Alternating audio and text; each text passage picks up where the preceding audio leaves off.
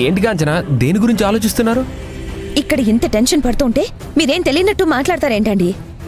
సరే, నాకేం తెలియదు అనుకో. నీకు తెలిసిందే నాకు షేర్ చేసుకో, నీ టెన్షన్ పోతుంది కదా. రిజిస్ట్రేషన్ ఆఫీస్లో ఏం జరుగుతుందో ఏంటో అని టెన్షన్గా ఉందండి. ఏముంది, ఈ పాటికి తారక్కి నీలవేణికి మ్యారేజ్ రిజిస్ట్రేషన్ అయిపోయి ఉంటుంది. తారక్, నీలవేణి, మావయ్య కబుర్లు చెప్పుకుంటూ వస్తుంటారు. అదేంటి బావా అలా చెప్తున్నావు? లేకపోతే ఏంటి నిమిషా, మ్యారేజ్ రిజిస్ట్రేషన్ ఆపడానికి వెళ్ళింది ఎవరు? అత్తయ్య గారు. ఆవిడ వెళ్ళారంటే రిజిస్ట్రేషన్ జరుగుతుందా? మీ అక్క అనవసరంగా కంగారు పడుతుందని అలా అన్నాను. విజయం అత్తయ్య గారిదే.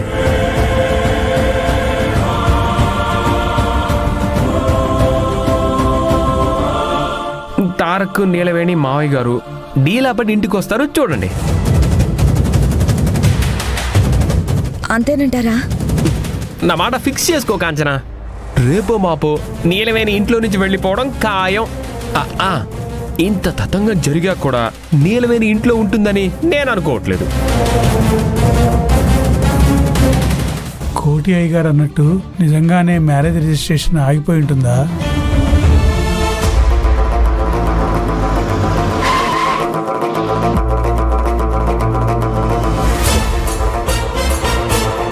అమ్మ వచ్చేసింది.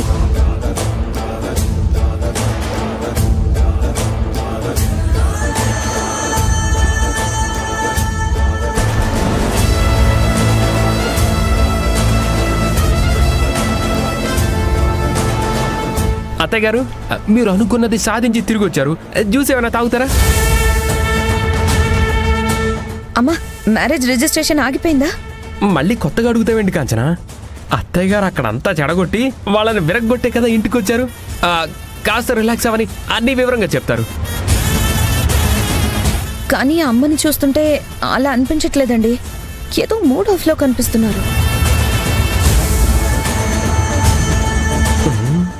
మహత్కార్యం చేసినప్పుడు అలాగే కనిపిస్తారు. నాకైతే అనుకున్నది చేశానన్న కాన్ఫిడెన్స్ అత్తయ్య గారిలో కనిపిస్తుంది. అమ్మా, అసలు ఏం జరిగిందో చెప్పమ్మా. నిమిషా, నువ్వు కూడా అత్తయ్య గారిని విసిగిస్తున్నావా? అత్తయ్య గారి మీద నాకున్న నమ్మకం మీకు లేదా? షటప్ కోటి.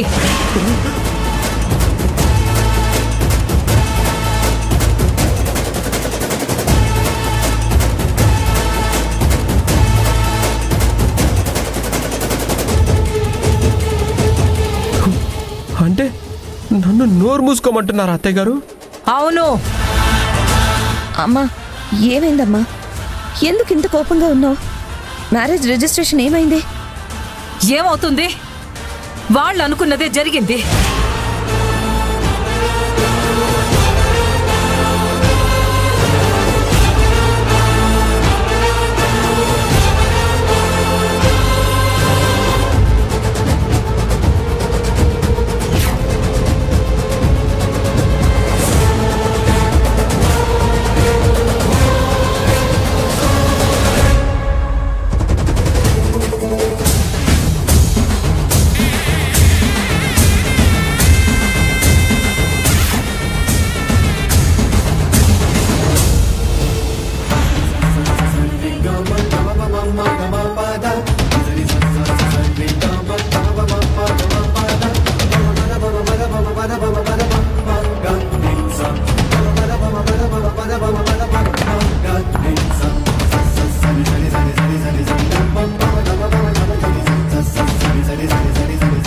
చూసావా నీలవేణి, నువ్వు ఎంతగానో నమ్మే అమ్మవారే నువ్వు ఈ పెళ్లి చేసుకోవడం కరెక్ట్ అని చెప్పింది. ఇప్పటికైనా ఒప్పుకుంటావా?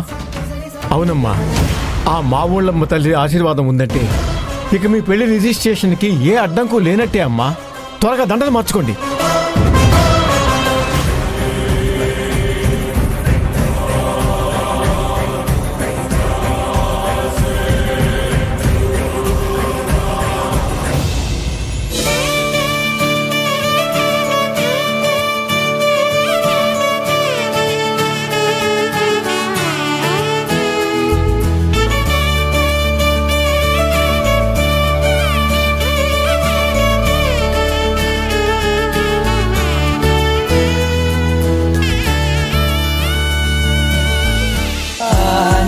ఆనందమదికే ఏ మందమొలికే ఈ నవ్వు నా గుండె గదికే వెలుగే వెన్నెలా